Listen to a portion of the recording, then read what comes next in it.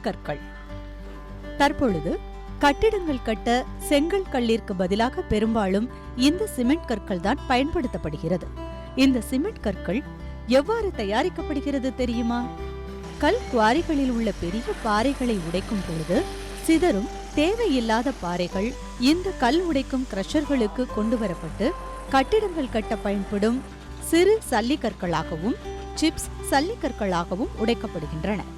இவ்வாறு பாறைகள் உடைக்கப்படும் பொழுது கிடைக்கும் சிறு சல்லிக்கற்கள் பாறை தூள்களை இந்த சிமெண்ட் கல் தயாரிக்கும் தொழிற்கூடங்களுக்கு கொண்டு வந்து இவைகளை இந்த கலவை இயந்திரத்திற்குள் கொட்டி இதனுடன் சிமெண்ட்டும் சேர்த்து நன்கு கலக்கப்படுகிறது. பிறகு நன்றாக கலக்கப்பட்ட கலவையை சிமெண்ட் கல் தயாரிக்கும் இயந்திரத்திற்குள் உள்ள அச்சு வார்ப்புகளில் நிரப்பப்படுகிறது.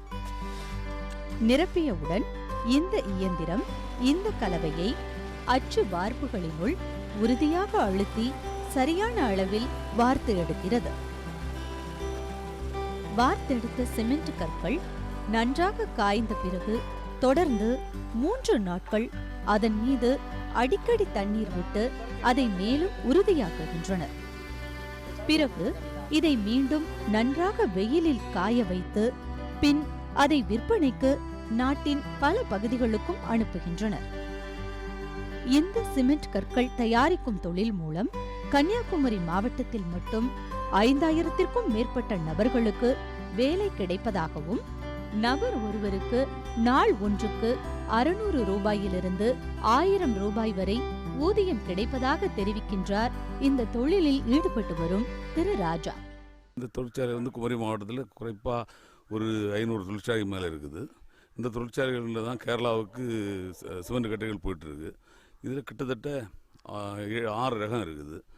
6 ரகம்னு சொன்னால் solid bricks, hollow bricks, pipe hole bricks, இப்படி கிட்டத்தட்ட 6 ரகங்கள் இருக்குது. இதனால் கன்னியாகுமரி மாவட்ட மக்களுக்கு ஒரு பெரிய வாழ்வாதாரமாக இருக்குது. கிட்டத்தட்ட 5000 மக்கள் கிட்ட இந்த தொழிலில் இருக்காங்க. இந்த சிமெண்ட் கற்கள் மூலம் இப்பொழுது பல இடங்களில் கட்டிடங்கள் கட்டப்பட்டு வருகின்றது.